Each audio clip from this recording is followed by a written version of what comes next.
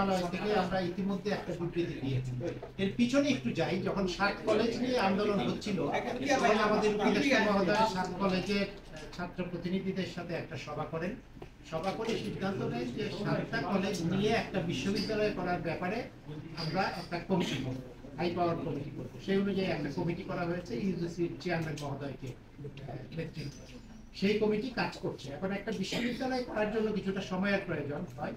সেই সিদ্ধান্ত নেওয়ার 2-1 দিনের মধ্যেই আবার তিতুমির বলল যে তারা আলাদাভাবে একটা বিশ্ববিদ্যালয় চায়। এখন আলাদাভাবে তিতুমিরের বিশ্ববিদ্যালয় হওয়ার যে দাবি, সেই দাবির যৌক্তিকতা তো প্রমাণ করতে হবে। কারণ হচ্ছে যে তিতুমিরের মতো আরো অনেকগুলি কলেজ আছে, ঢাকা শহরে আছে, ঢাকার বাইরে আছে। যে কারণে আমরা শিক্ষা মন্ত্রণালয় থেকে গত শনিবারে একটা বিবৃতি দিয়েছি যে আমরা 7 কলেজের যে দাবি সেটার প্রতি সরকার সহানুভূতিশীল, কিন্তু তিতুমির কলেজের এটাকে আলাদাভাবে।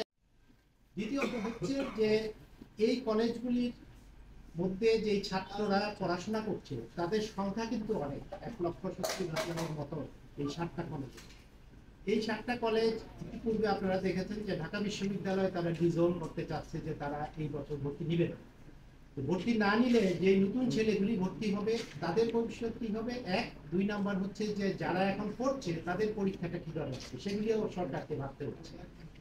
এই সব কিছুকে বিবেচনায় নিয়ে তিতুমিরের যে ছাত্ররা আন্দোলনে আছে তাদের প্রতি আমরা সহানুভূতিশীল, কিন্তু সাধারণ ছাত্ররা চাচ্ছে যে তাদের পড়াশোনা যেন নির্বিঘ্ন থাকে, তাদের পড়াশোনা যেন এই ধরনের আন্দোলনের ফলে ক্ষতিগ্রস্ত না হয়। সুতরাং সরকার সেটাকেও লক্ষ্য রাখছে। আমাদের সাথে ইতিমধ্যে ইউজিসির পক্ষ থেকে একটা প্রপোজাল আমাদের কাছে এসছে যে অন্তর্বর্তীকালীন সময়ে যতক্ষণ পর্যন্ত একটা আলাদা বিশ্ববিদ্যালয়ের সিদ্ধান্ত না হয় ততক্ষণ পর্যন্ত কিভাবে এই বিষয়টাকে মোকাবেলা করা যায়। সেই কারণে আমরা ঢাকা বিশ্ববিদ্যালয়ের সাথেও কথা বলেছি এবং তারা নীতিগতভাবে এগ্রিড আছে এইটুকু যে আমরা এই 7 কলেজের দায়িত্ব নিতে চাই না, তবে এই বছর যারা নতুন ভর্তি হবে তাদের ভবিষ্যৎ যাতে নষ্ট না হয় এবং যারা পরীক্ষা দিবে তাদের ভবিষ্যৎ যাতে নষ্ট না হয় সেটার জন্য সরকার যেভাবে বলবে তারা আমরা আশা শেষ করে দিই। নতুন কথা তো কিছু নেই, আগেরটার মধ্যেই আছে, শেষ করে দিই।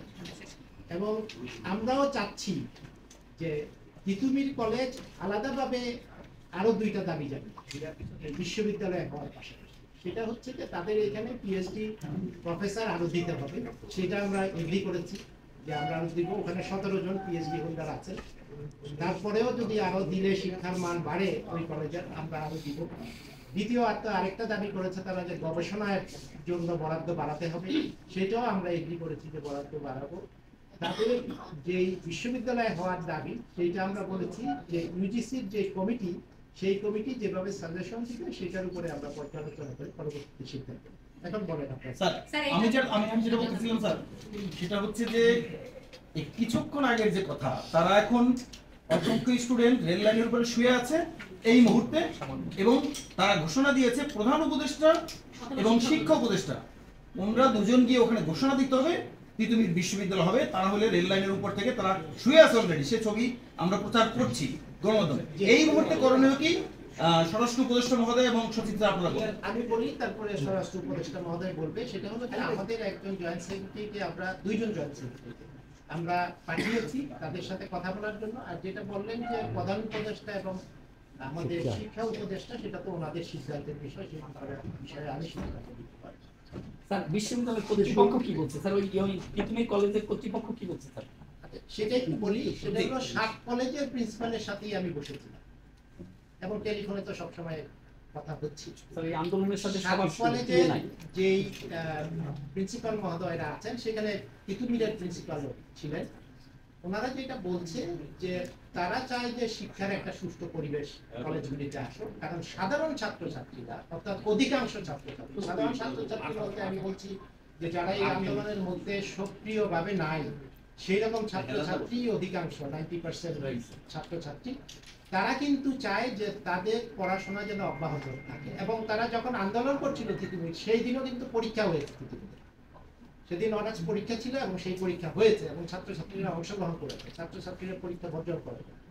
স্যার বলতে চাচ্ছেন এটি কি গুটি কয়েক শিক্ষার্থীর আন্দোলন সেটা বলতে চাচ্ছেন স্যার? সেটা আপনারা বুঝে নিতে হবে, আমি তো বিশ্লেষণ দিতে পারবো না, আমি ঘটনা বলতে পারি। স্যার একটা বিষয় যদি ক্লিয়ার করেন, আপনারা যদি বলেন যে তিতুমির বিশ্ববিদ্যালয় হবে না, সেই মেসেজটা ক্লিয়ার দিচ্ছেন না কেন? আপনারা কেন ঝুলিয়ে রাখছেন যে সম্ভাব্যতা যাচাই করা হচ্ছে, যুক্তি বিবেচনা করা হচ্ছে, এক জায়গায় যাচ্ছেন না কেন আসলে আপনারা? এখন পর্যন্ত আমাদের উপদেষ্টা যে বক্তব্য দিয়েছে এর অতিরিক্ত আমার কোনো বক্তব্য নাই, যে এখন পর্যন্ত তিতুমিরের এই দাবির যৌক্তিকতা দেখা যাচ্ছে না। তবে যেহেতু আমরা একটা কমিটি করেছি, হাই পাওয়ার একটা কমিটি করেছি, সেই কমিটিতে তিতুমিরের বিষয়টাও গুরুত্ব সহকারে বিবেচনার জন্য বলা হয়েছে। একটা কমিটি যে জায়গায় করা হয়েছে সেই কমিটি কোনো রিপোর্ট দেওয়ার আগে আমরা মন্ত্রণালয় থেকে আরেকটা কথা বলে ফেলাটা ঠিক হবে না এখন না, আইন মাননীয় শৃঙ্খলা সচিব আইন শৃঙ্খলা এই অবস্থা